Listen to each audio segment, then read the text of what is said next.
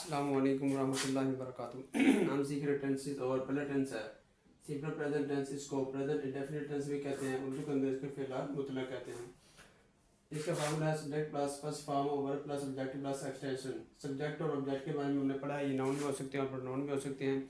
Noun की definition और kinds हमने पढ़नी, और उसके बाद प्रोनाउन की डेफिनेशन और काइंड्स पढ़नी। उसके बाद हमने पढ़ा वर्ब। वर्ब की डेफिनेशन और काइंड्स पढ़ने के बाद हमने उसकी फॉर्म्स पढ़ी हैं। क्योंकि फर्स्ट फॉर्म और वर्ब जो है इस टेंस के अंदर इस्तेमाल होती है, इसलिए हमने फॉर्म्स पढ़ी है वर्ब की। उसके बाद हमने अपने प्रपोजिशन कौन से वर्ब के साथ कौन सा प्रपोजिशन इस्तेमाल होता है। उसके बाद हमने पढ़ी है प्रपोजिशन की डेफिनेशन, और उसके बाद हमने काइंड्स पढ़ी हैं या टैब्स पढ़ी हैं प्रपोजिशन की, और पोजीशन हमने पढ़ी है कि कौन कौन से वर्ब जो है ये पोजीशन में आते हैं।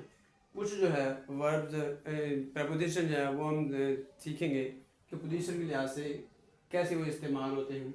यानी इन है, इनका मतलब होता है कि कोई चीज़ किसी चीज़ के अंदर पड़ी हुई है।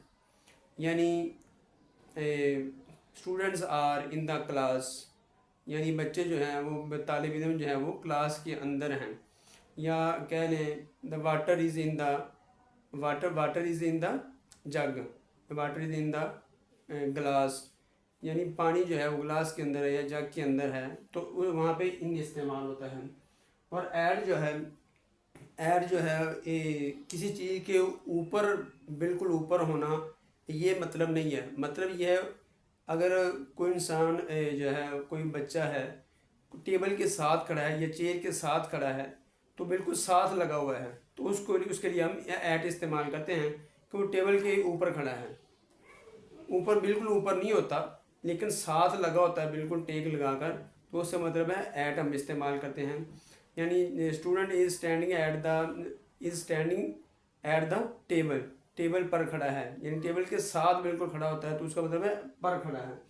और ऑन का मतलब है बिल्कुल किसी चीज़ का दूसरी चीज़ के ऊपर पड़े होना। यानी book is on the table, book is on the chair, book is on the bed, किसी चीज़ के ऊपर पड़ी हुई कोई चीज़ हो। या book is on the bag, यानी किताब जो है वो किसी चीज़ के ऊपर पड़ी हुई है तो उसके साथ टच हो रही है, उसको ऑन इस्तेमाल करते हैं वहाँ पर। और बीनीथ और अंडर जो है ये नीचे होने में इस्तेमाल होते हैं, इनका मतलब है नीचे। अब बीनीथ जो है ये दरख्त के नीचे किसी चीज़ का होना, उसके लिए ये इस्तेमाल होता है बीनीथ।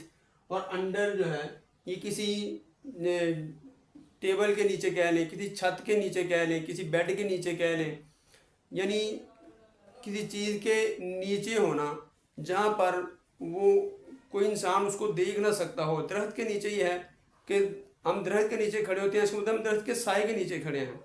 दरख्त का साया जो होता है उसके अंदर हम खड़े हैं, लेकिन अगर हम बेड के नीचे हैं हम या टेबल के नीचे हैं तो इसका मतलब है हमें अगर हो सकता है हमें कोई देखे तो हम नज़र ना आए, लेकिन दरख्त के नीचे हम नज़र आ सकते हैं। इसलिए मुकम्मल तौर पर हम कवर ढके हुए नहीं होते, इसलिए वहाँ पर दरख्त के नीचे नीयत इस्तेमाल किया जाता है। और किसी टेबल के नीचे, बेड के नीचे, किसी छत के नीचे जो है ये अंडर इस्तेमाल किया जाता है। ओवर जो है, ओवर ये किसी चीज़ के ऊपर होना, ऊपर मतलब उसके ऊपर टच होना नहीं है, उससे थोड़ा सा फासले पर ऊपर होना। यानी birds are fly over the school या ओवर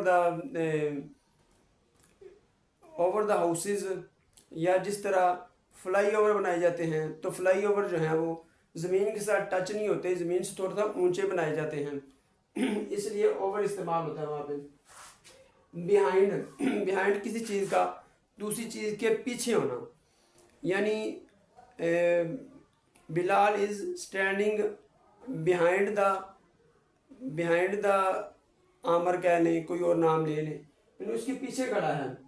या Bilal is standing behind the table, behind the chair, यानी बिल्कुल पीछे होना किसी चीज़ के। इनटू क्या है किसी चीज़ के अंदर है इंसान, जिस तरह इनटू द वाटर, यानी पानी के अंदर जब बंदा तैराकी कर रहा होता है तो वो पानी के अंदर भी चला जाता है। इनटू बिल्कुल उसके अंदर चले जाना, जहाँ से चार तरफ से वो उसके अंदर है, चारों तरफ से उसके अंदर है, तो वहाँ पे इनटू इस्तेमाल होता है। इन जो है ये दरख्त के अंदर हो तो वहाँ पे इन द ट्री कह सकते हैं हम, दरख्त के अंदर। लेकिन ये इनटू वहाँ पे इस्तेमाल नहीं होगा। वहाँ पे जहाँ से किसी चीज़ के अंदर इंसान है तो चारों तरफ से उसको गिरा हुआ है, वो चारों तरफ से उसके साथ टच है, इनटू इस्तेमाल होता है वाटर के अंदर। जो नियर जो है, नियर कोई चीज़ किसी चीज़ के साथ है तो हम नियर का इस्तेमाल करते हैं। यानी school is near my house, यानी स्कूल जो है वो मेरे घर के करीब है, तो ये नियर वहाँ पे इस्तेमाल होता है। अस्सलाम वालेकुम रहमतुल्लाहि व बरकातहू।